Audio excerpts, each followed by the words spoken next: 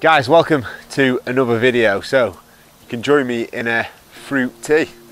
Now, I'm the type of person that always lets a habit escalate. So when something makes me feel good, then I immediately want more and more. Now, this doesn't happen overnight because I do know the implications of something that's, that makes you feel good and then abusing that. Right? I do know the implications of that, but this is something that creeps up on me, and I never intended to quit caffeine. Now, caffeine is something that I enjoy sociably, something that really I look forward to when I wake up and you get that morning kick, something that really does have a lot of health benefits in coffee, and something that really does escalate your workouts. It really does improve your workouts. So I never intended to quit, but this surprising thing happened. So join me as we take a pew in my garden and I'll explain what happened.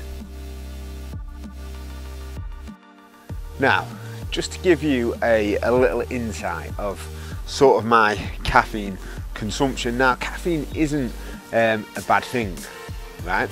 But it's not just a random thing we should just include in our daily life without understanding a little bit of background, and that is what I fully intend now to give you today. This is why I've got my laptop, because I want to make sure that I cover everything exactly how I have been feeling and exactly the information I have on caffeine and how we should use it in our daily life. Now, like me, I was always aware of the caffeine I was consuming. Like, I never drank caffeine after 12 o'clock.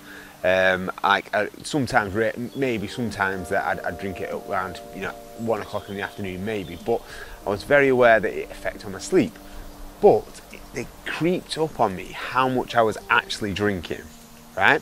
So I've gone from having 650 milligrams a day, right? Which most of you watching this video, you'll have no idea how many milligrams you have, because it can vary from cup to cup, from brand to brand, from everything, right? And this is how it's crept up on me. Now, I was having 650 milligram a day, and all I was having is 2 pods in the morning, then Costa coffee pods. Then, that was around when I first woke up, probably around about 5, 6, 7, depending on what day it was. Then I'd have a large Costa. I loved a large Costa, right? So I'd have a large Costa, which was actually 375 milligram, which I didn't even realize like half the time.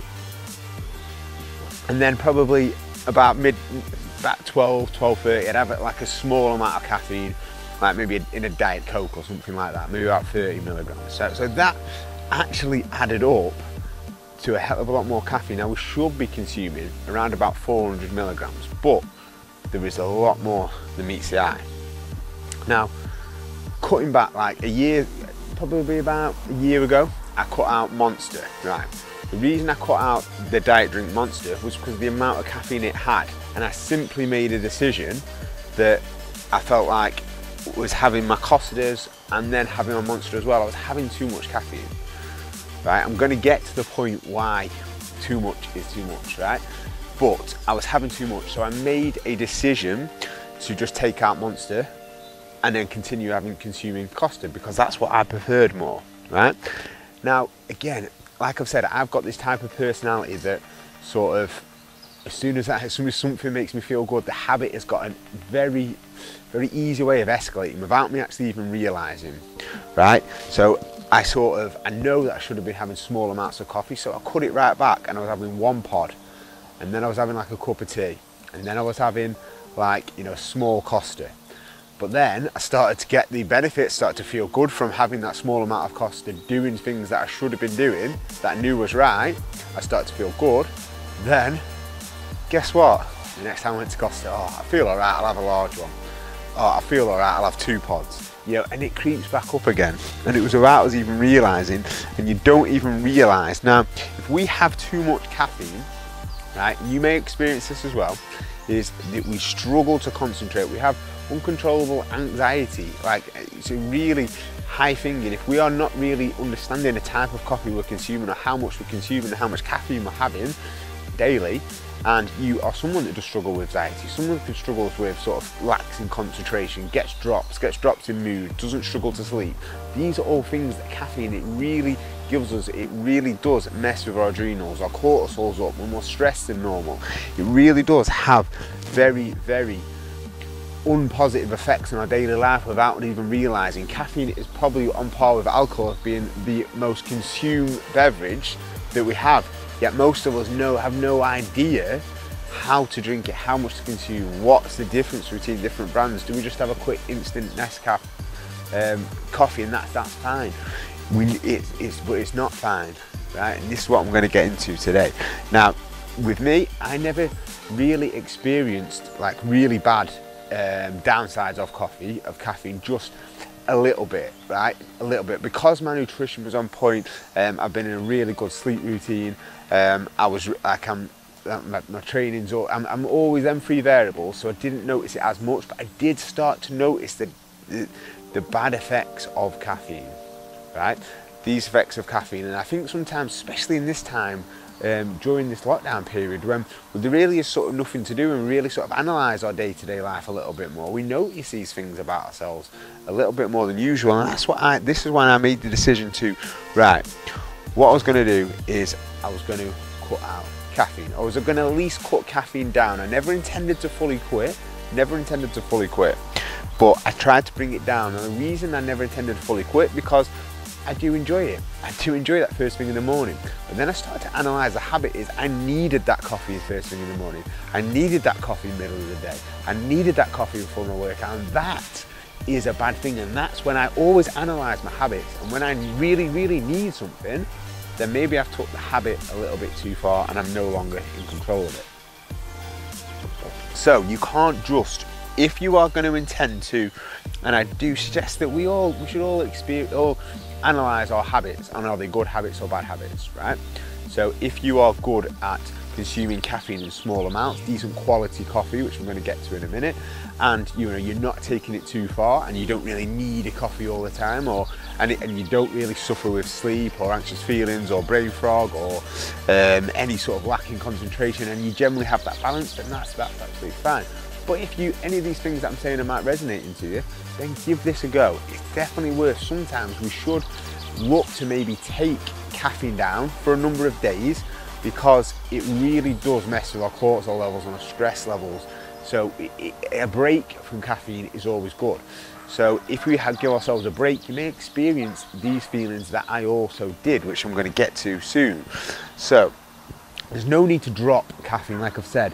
If you drop caffeine straight away, you go through all sort of like come downs from it. You'll feel awful, you'll get headaches, you'll feel irritable, and there's just no really need to do that. So all I did was I just more or less halved my daily dose. So I went down to 1 pod, and then 1 tea, and then 1 Diet Coke. I then went down to 1 pod, so caffeine pod, and 1 tea. Then went down to 2 teas, then went down to 1 tea, yeah? Then I decided to go caffeine free for 10 days. Now this is where things changed, because what I intended to do as I tempered caffeine down was just going to have 1 round my workout, 1 first thing in the morning, 1 on a sociable occasion. I was just going to have that. But then when I actually cut it out, because I'd tempered it down, I didn't really get any of the side effects of bringing caffeine down, any of the come downs. But what I did start to feel is I really started to feel this consistent energy.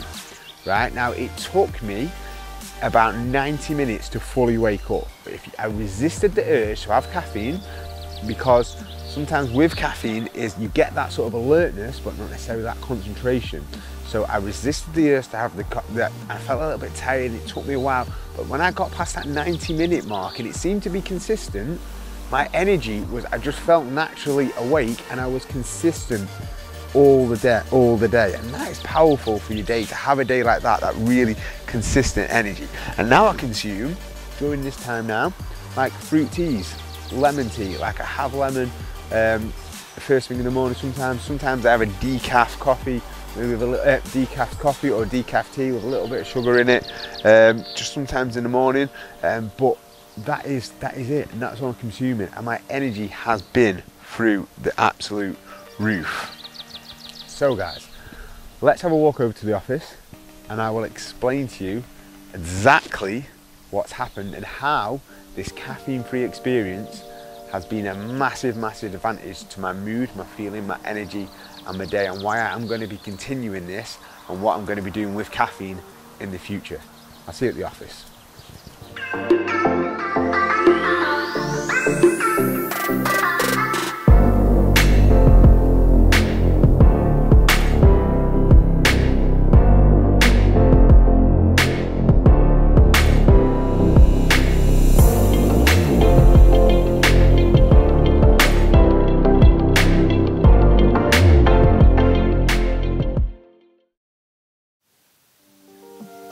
So my plan was, after the 10 days of completely going caffeine free, I was going to bring caffeine back in.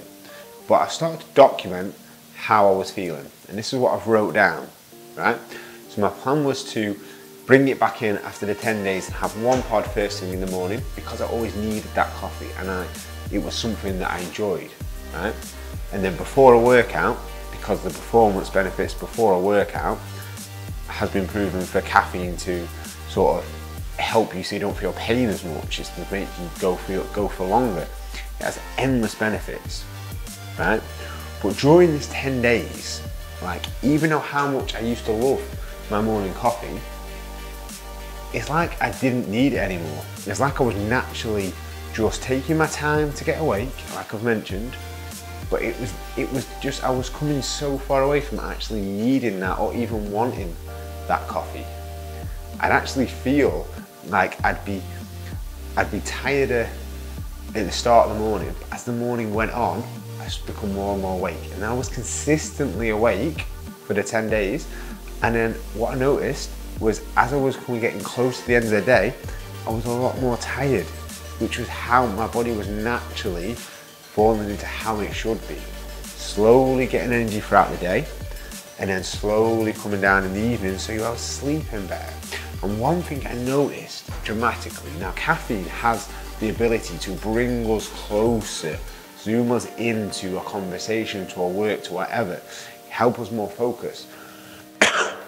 But what I realized was that even though it got me more focused into what I was doing, it made me more alert, my ability to concentrate for longer periods of time wasn't there. But what I noticed when I was not having caffeine, and this was a game changer for me, I didn't feel as alert when I was working, when I was having conversations first thing in the morning or throughout the day. I do not feel as alert, but my ability to concentrate for long periods of time, even do things that you find a bit boring, my ability to do that for longer periods of time was absolutely incredible. It just got better and better, and I was able to, like, for example, writing the slides for this podcast. Normally I'd give myself 20 minutes, write a slide, come away, 20 minutes, and that's like a nice cycle. But I found myself just naturally deep into the flow of things, and that has been enlightening for me. And that is a main reason why I'm gonna really remain caffeine free. Now, the long periods of energy without caffeine. So what I documented down was caffeine definitely made me more alert, but my ability to concentrate was impaired when I had too much coffee, right? Now, like I said, I was having 750 milligrams. Yes, we should only be having 400. Yes, we should only be having small amounts of coffee. Yes, we should be having quality coffee. But we all have the ability and the, the crutch to let habit escalate, right? We all have that. We all have that sort of, it just goes about our daily life. This habit just escalates and it just continues, right? So what I found was, with having that consistent energy and being able to concentrate for longer periods of time, was an amazing, amazing tool, right? Now, caffeine also helps us control hunger. If we consume caffeine, then we can go longer periods and we can control that. You know, if you're a little bit hungry in the middle of the day, then have a coffee, right? That's what I did. That's what I'd done only up until 10 days ago, right? But what I did find was I dropped my energy, like, throughout the day, and I'd have these drops in these lulls where my caffeine had wore off. Then I'd consume more calories anyway. But with having this naturally consistent energy, yes, I am hungrier throughout the day, but I don't have these drops, so I don't have these increased calories, and I'm actually controlling my food better throughout the day, which again is helping my concentration and helping my mood and helping my feeling of being satisfied as well, more than ever before. That is powerful as well, what I realised. Now, some facts about caffeine, because I don't really want to get sort of being all negative about caffeine. Caffeine is an amazing drink to have. Caffeine is an incredible thing that we can consume, and it's got a lot of health benefits, right? But caffeine does become less effective over a period of time, right? And if we have the the ability to let a habit escalate. For example, me, I discovered a nice big Costa coffees. I really enjoyed them, had them with almond milk, and I had like a really, first couple, it was amazing. But then it became a habit, and that massive hit of coffee that I couldn't get rid of because I was so used to doing it, because I was attaching to how it made me feel originally. But actually, my adrenals was just knackered. My cortisol levels was affected. It wasn't a good habit that I'd installed, but because I was attached to that habit, I ignored it. And this is what I'm making this videos for now. Maybe you've got a habit you're attached to with caffeine, with coffee, that maybe that you should need to reassess it. Now, the health benefits, like with quality coffee, it's got a lot of antioxidants in it, it's got a lot of polyphenols in it, it's got a lot of anti-inflammatories, right? So, but I don't really want to get into that benefits, because there are a lot of health benefits that we can possibly, arguably, get from decaffeinated coffee, which I will still be drinking decaffeinated coffee, one for the social aspect and one for the health benefits. It does outweigh if you have quality coffee. Now, apparently, it's only 3% of actual beans, coffee beans, that you get all these extra health benefits. This is why I don't want to talk about it, because you have to really dig deep dive into studies. And to be honest, that's definitely something that I am not going to spend loads of time doing and be able to give you a very, very sensible answer on the fact. I always give you sort of common sense answers and try to look at things from a general perspective, right? So, but the only 3% of the coffee beans that we consume have all these health benefits. Not your instant coffee, your Nescafe that you're chucking in, like not probably a lot of the blends that we'll put in these pod machines and things. It has to be quality coffee from the research that I've read and what I've seen, right? To get all these benefits, these anti-cancerous benefits, these heart health benefits, right? There has to be a hell of a lot. It has to be quality beans for us to be able to get that, right? And a lot of us aren't doing that. A lot of us aren't even looking at the health benefits of the coffee. Have the manufacturers had health as a focus, or taste as a focus, or just quick, cheap coffee as a focus, or the packaging as a focus? Have they had health as a focus? How many people have looked into that? Because that's what we should be doing if we're consuming caffeine on a regular basis and we want to get the best out of it, right? Now, here's the fact, is that probably maybe a little bit less than 50% of people really metabolize caffeine really slowly. So for us to say on average, for me to say on average, you should drink 400 milligrams a day, or 4 cups of coffee a day, or 2 cups of coffee a day. Some people have fast metabolisms of caffeine, some people have slow. So meaning that if you could have 2 cups of coffee, then that could take forever to get out of your system, and that starts to affect your sleep and your mood and your energy levels, right? Now, there is a lot of coffee out there that is crap. It's the way it's filtered, and it will instantly give you jitters, anxiety. The health benefits aren't really there, right? But if you do a bit of research and you get some quality coffee beans, and this is a search for a coffee or any caffeinated source that that the health benefits that we all talk about and the positive effects it can have. Search for a brand or a company, and this is something I'm going to be spending time doing now, is that has health as a priority. The way it's manufactured, right? The way it's done. That's what we should do. That's what we should do. This is what I am going to do. I'll probably reach out to more of a decaffeinated coffee in a minute, just because I'm really, really enjoying the benefits of going caffeine free. But that is something that I'm going to be looking forward to into the future, right? And I believe I can get the decaf benefits, health benefits from that if I do prioritize looking for the types of coffee, right? But that is something that I do recommend that you do, right? But we need to be careful, right? And we should always have a detox of coffee to just bring it down, of caffeine as well. Bring it down for 8 to 10 days, right? Slowly, so we can so we're not really messing with our adrenals, and our cortisol isn't all up. We're not more stressed than usual. And then we bring it down, and we'll have that positive effects again, and make sure our bodies don't become really sort of dependent on it. If we're dependent on anything, this is where the problem lies, and this is where all the health benefits that were talked about goes away, right? And this is what happens with me, and I'm sure this is resonating with a lot of people as well.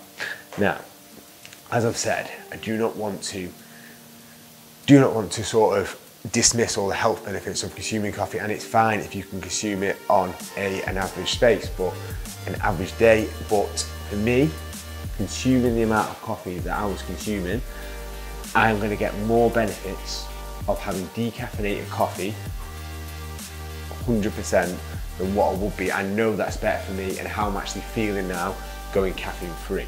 Now I'll tell you what another thing was, that my heart rate is a lot lower not consuming too much coffee, not consuming too much caffeine. Now I meditate every evening, right? Around about 9 o'clock in bed. My heart rate by the time I get into my breathing and my meditation, usually about 57, 56, right? And it always stops drinking coffee at midday. Now, 5 minutes into my breathing and my meditation, my heart rate's at 46, 47. It's really had a dramatic effect on that. So for me, thinking that caffeine in my body only had a life of 6 hours, I was obviously very mistaken, right? It's really something that we should take into consideration. Now, what I actually do on a daily basis, so if you're thinking about, I've stopped reading the sort of facts now of what I was going, right? Excuse me if we keep glancing over, but I've sort of documented my whole journey before that I made this video, right? And you know, it's only my first 10 days of doing it, and it's, you know, really at the early stages, right? So what I do now to sort of still get that habit, because it's still a habit, I'll have decaffeinated tea with a little bit of soya milk and sugar, right? First thing in the morning. Or I'll have like lemon water. So they give me that kick, right? That having that decaf coffee gives me that social aspect of having a coffee, right? So to conclude, right? Should you cut out coffee? Should you cut out caffeine? Absolutely, totally your decision, right? But for me, I don't get no crashes throughout the day. I get consistent energy. I sleep even better. I train even better. I get to concentrate for longer periods of time. I'm more happier. You get less jitters or anxiety over that things. It really has a positive effect. So for me, for the time being, I am going to remain caffeine free and enjoy the decaffeinated coffee that I'm drinking and the fruit teas. Now, I am saying that I will never have a coffee again. Am I not going to say that I'm going to do a little bit more research into a decent brand that really does give positive impacts of coffee? Yes, I definitely am. And that's when I may consume more caffeine in the future again. But do I think that it was going to go back to my weekly routine of just abusing coffee without actually thinking about it? Definitely 100% not. I will not go back to just randomly wake up in the morning, having coffee, needing coffee mid-morning, needing coffee in the afternoon, because it really does, it really does like sort of affect how I'm actually feeling day to day. And becoming caffeine free is that my consistent energy is such a big powerful thing to say, right?